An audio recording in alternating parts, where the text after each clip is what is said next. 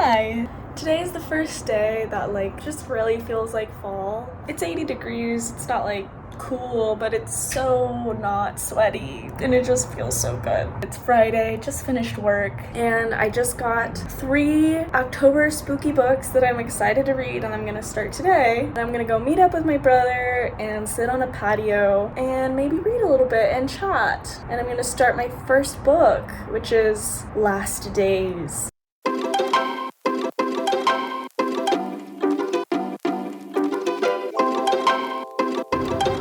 Also, here's the outfit. I feel like I'm really styling my clothes well. Got the cowboy boots on, got my butterfly jeans, just a little fly, just a little swaggy. So that's pretty cool.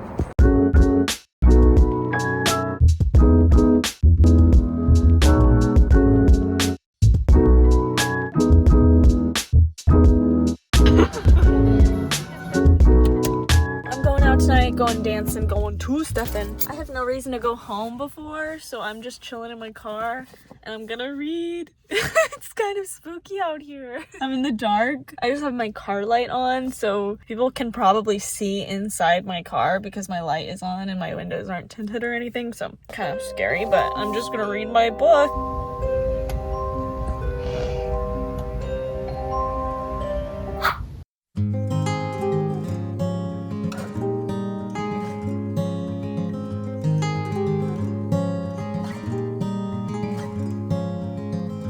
One of these days, we'll give back the time we borrowed.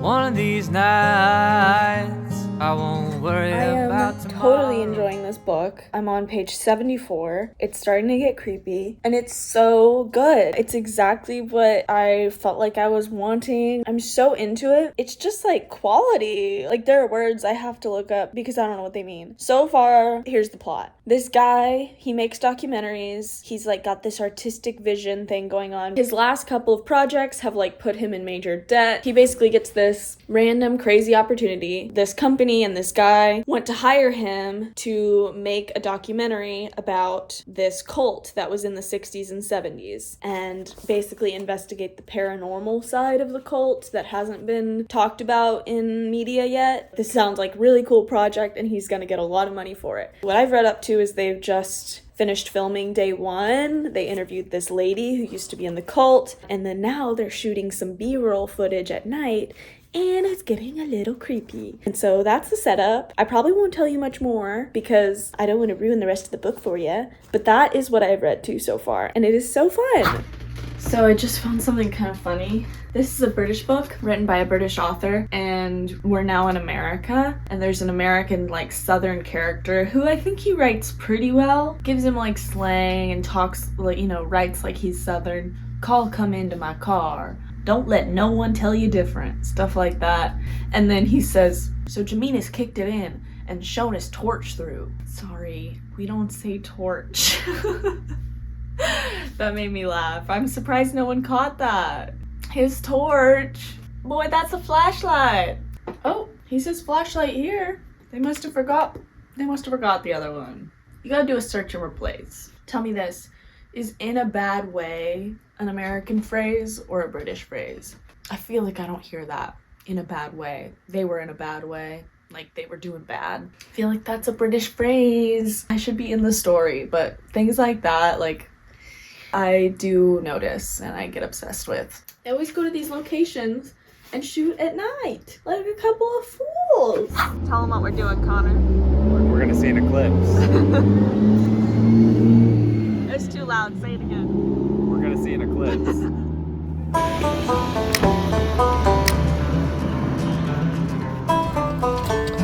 Almost done. Go through there? Go through there. Could I step on that ant? Yeah, you could step on it. Now? Now. When they die? Ready. What do you have? We're working over here at the table.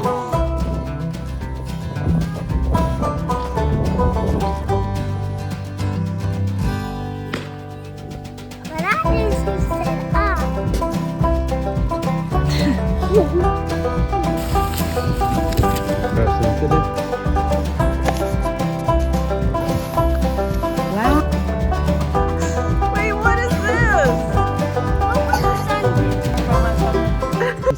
said your shadow turns into a bunch of tiny crescents. That's what she told me. It's just less light. Yeah. There's no reason for our shadows to turn into crescents. No, the only reason. What is that? Why'd she say that? Because she's a moron.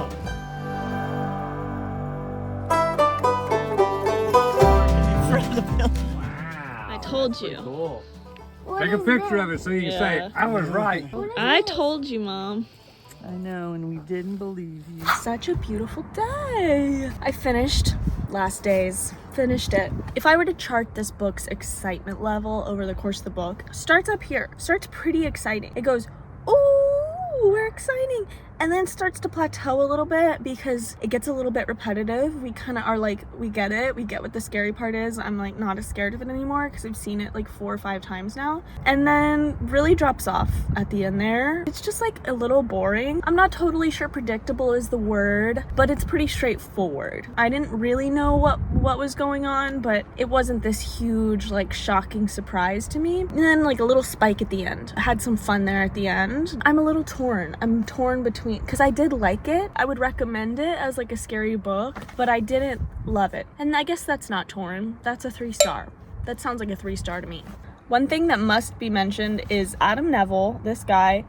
He has got a big vocabulary and he is a little bit wordy, I will say. I think his descriptions ended up so vivid and creative sometimes. His writing style was enjoyable in that way, but sometimes a little overkill maybe. You should definitely know the words maelstrom and miasma before going to this book because my gosh, he loved those words. Used them quite a bit. Get to know him. So finished that and now I'm gonna read The Chill, and currently I am in the car about to head to a nail salon. I don't get pedicures often, but if you want to talk about spooky, we gotta talk about my feet right now. The weather is so nice. It's crisp, it's dry, it feels so good out here, and my feet are suffering. My lotion's not doing it. I need a good cheese grating, you know what I mean? So, but it's a good place to read.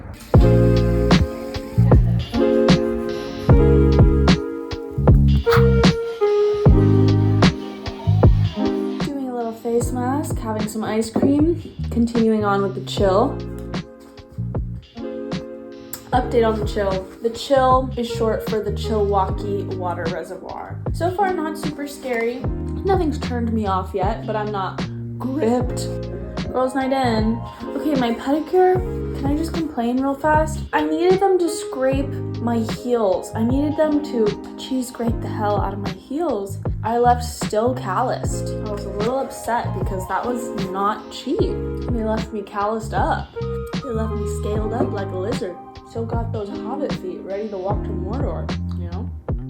So, slightly upset by that. But we're still in our self-care era.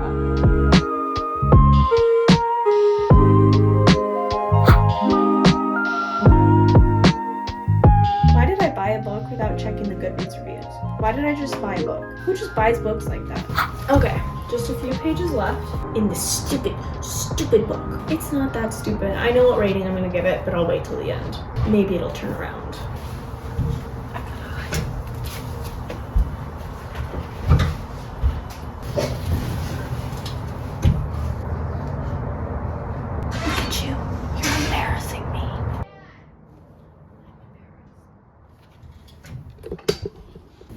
Okay, I wanted a nice, cute outside shot. Just got too embarrassed, okay? I can't be sitting on my porch with a ring light facing me, recording myself reading. That is just, quite literally, humiliating.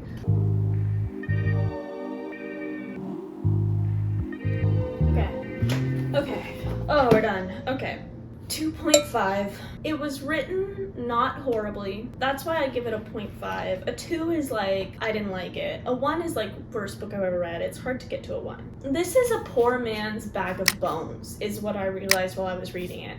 Which is basically to say, an injustice was done way back when in this small town, and The people of that time became ghosts and are now coming back to seek revenge on the people of today. And everyone today has a grandparent that was involved with the tragedy that happened way back when. That is exactly what happens in Bag of Bones. We like keep seeing people's grandparents' ghosts show up, and that's what happens here. But this is not as good as that. The bad guy in this book was water. It was a lot of water talk. We were talking about dams. We were talking about spillways. We were talking about tunnels, reservoirs, breaches, repairs. I am not scared of water.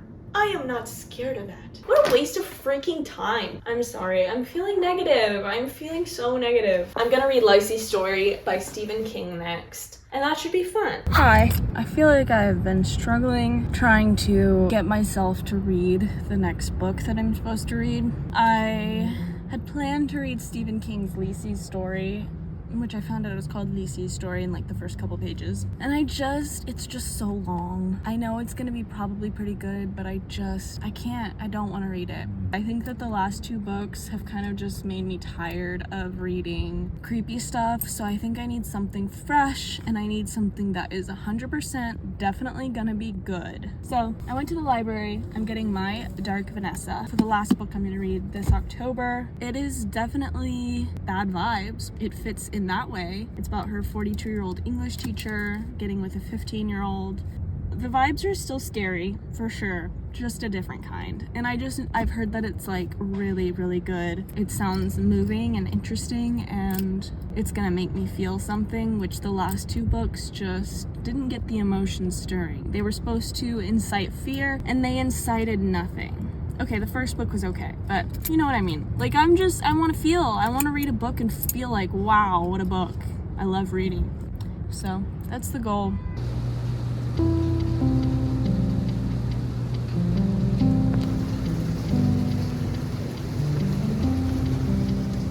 My dead plant. And then all their live plants. The vibes are dark and gloomy today, which is matching the vlog. I think we went from like really sunny to just really dark and gloomy. And that fits perfectly with reading my Dark Vanessa. It's the next day and I'm on page 84 and I'm gripped. Earlier today I got to a part and I had to just like stop and close the book. It's so, I don't know if cringe is the right word. It seems so flippant, but like I'm cringing when I read some of this, and it's addicting at the same time. Like I have to know what happens. Vanessa is so relatable in so many ways. She's 15 and I can see the 15-year-old in her, and the belief that you're an adult and that you're as smart and as wise and as developed as you're going to be. Even some of the thoughts that she has, it's so reminiscent to me of thoughts that I had when I was 15. Like this idea that when you're by yourself, like walking across campus, and you're picturing that crush that you have watching you, being like, I wonder how I look. I bet I look good walking. It's like just this fantasy that you have. It's just such a 15-year-old thought. And it's like, oh, you're just like, Vanessa, you're such a child. But she's just being taken advantage of by this man who seems so right. Like he seems so innocuous, and he seems like he cares, like he's worried about if he's taking advantage of her. And that convinces her that she has a say in this, and that she can reassure him that he's not. I have to keep reading. And today's the perfect gloomy, spooky day to keep reading.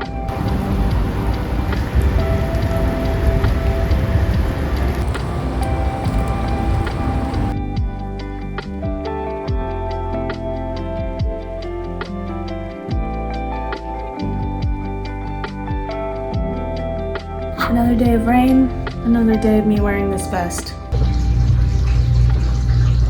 It's been raining for like 4 days now. The mood has been set. It matches. I think I'm gonna finish up today, and then maybe the sun will come out again tomorrow, because the sun has not been out in this book at all. The sun has been hidden away. This book is sad, dark, all the way through, in a good way. It's a fantastic book so far. I mean, I don't want to spoil it, but I'm feeling the full fiver, you know what I mean? I'm crying a little bit. This book is sad. I'm at the end. It's so sad. It's painful. This book is so painful to read. Vanessa is just so messed up. Page 319, y'all. I can't think of a better place to finish out this vlog than by these dying balloons, which represent the continual deflating of the vibes. But honestly, the vibes have finished pretty good because this book was an easy 5 stars. Easy. The way she tackles this subject is phenomenal. I applaud her. I clap my fingers and snap my toes.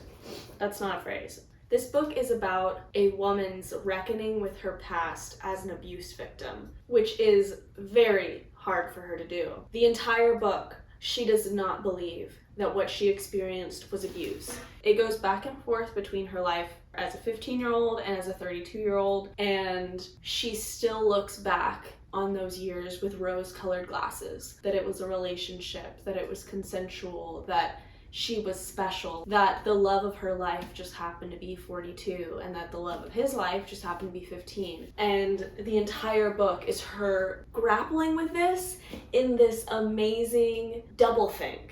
She's not dumb. It's not like she doesn't know what abuse is. It's that she was 15 and this has shaped her entire life up to now. And so at the same time, she can think, yes, it was abuse, but also we were in love. She can hold both of these things in her mind. And what's so powerful is the honesty of it. The honesty at 32 of her emotions not being straightforward. The fact that she is struggling with how to define what happened to her. The fact that she can believe a bunch of things at once, that at one moment she hates him and at the next moment she needs him. The duality of people is honest. And then the honesty of how this 15-year-old deals with this relationship, how it's all so performative. She doesn't even understand what love and a relationship is because everything she's doing is a performance and it's to get his approval, and it's so clearly this power struggle, and there's no real intimacy, there's no friendship between them because it's not a relationship, and she doesn't even know that because she has so little experience of the world. What a powerful book. Immediate 5 stars. Ending on a high note, even though the doubloons are belated. This has been fun. So, thanks for watching.